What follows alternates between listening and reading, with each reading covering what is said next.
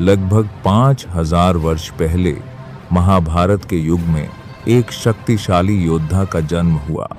वह महान गुरु द्रोणाचार्य का पुत्र था। द्रोणाचार्य वही गुरु थे जिन्होंने कुरुवंश के राजकुमारों को युद्ध कला सिखाई थी। बचपन से ही अश्वत्थामा सबसे अलग था। वह केवल एक योद्धा नहीं था। प्राचीन ग्रंथों के अनुसार उसके जन्म के साथ ही उसके मस्तक पर एक दिव्य मणि लगी हुई थी। ऐसा माना जाता था कि यह मणि उसे असाधारण शक्तियां प्रदान करती थी। वह उसे भूख, थकान और भय से बचाती थी, और सबसे महत्वपूर्ण बात, यह उसे लगभग अजेय बना देती थी। जब महाभारत का महान कुरुक्षेत्र युद्ध आरंभ हुआ, तब अश्वत्थामा ने कौरव सेना का साथ दिया।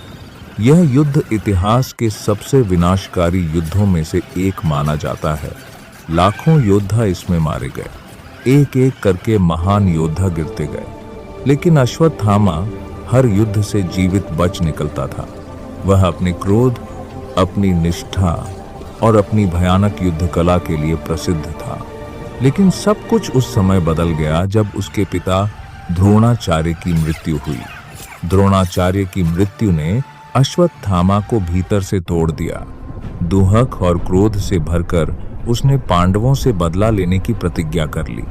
रात के अंधकार में जब युद्ध लगभग समाप्त हो चुका था, अश्वत्थामा चुपके से पांडवों के शिविर में प्रवेश कर गया और सोते हुए पांडवों के पुत्रों की हत्या कर दी।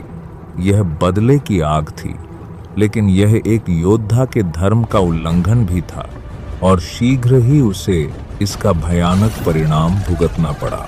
जब भगवान कृष्ण को इस घटना का पता चला तो वे अत्यंत क्रोधित हो गए। अश्वत्थामा बचने का प्रयास कर रहा था, तभी उसने एक ऐसा अस्त्र चला दिया जिसे सबसे विनाशकारी माना जाता है, ब्रह्मास्त्र। एक ऐसा अस्त्र जो पूरी सभ्यता को नष्ट कर सकता था। लेकिन कृष्ण ने उस विनाश को रोक दिया, और फिर उन्होंने अश्वत्थामा को श्राप दिया। महाभारत के अनुसार यह श्राप अत्यंत भयानक था।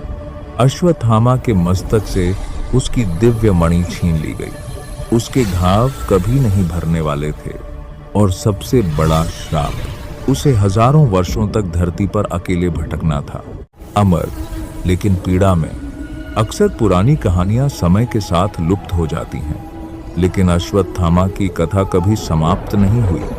भारत के कई स्थानों पर लोग आज भी विचित्र घटनाओं का दावा करते हैं। कुछ लोग कहते हैं कि उन्होंने एक लंबे व्यक्ति को देखा जिसके मस्तक पर गहरा घाव था। कुछ लोग कहते हैं कि एक रहस्यमय व्यक्ति रात में मंदिर में आता है और सुबह होने से पहले गायब हो जाता है। सबसे प्रसिद्ध कथा मध्य प्रदेश के असीरगढ़ किले के पास की है। स्थानीय लोग मानते हैं कि अश्वत्थामा आज भी वहां के शिव मंदिर में प्रातः पूजा करने आता है। आज तक कोई उसे पकड़ नहीं पाया, लेकिन यह कहानी आज भी जीवित है। इतिहासकार और वैज्ञानिक इस बात पर संदेह करते हैं।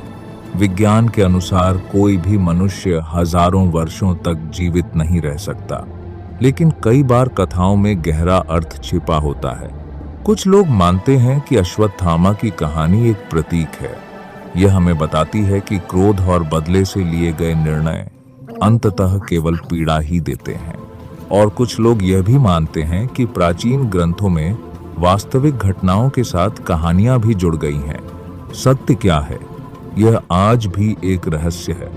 महाभारत के युद्ध को हजारों वर्ष बीत चुके हैं। साम्राज्य बने और मिट गए, सभ्यताएं बदल गईं, लेकिन एक कहानी आज भी जीवित है।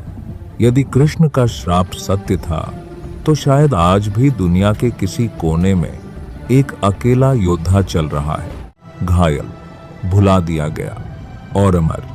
वह श्रापित योद्धा अश्वत्थामा।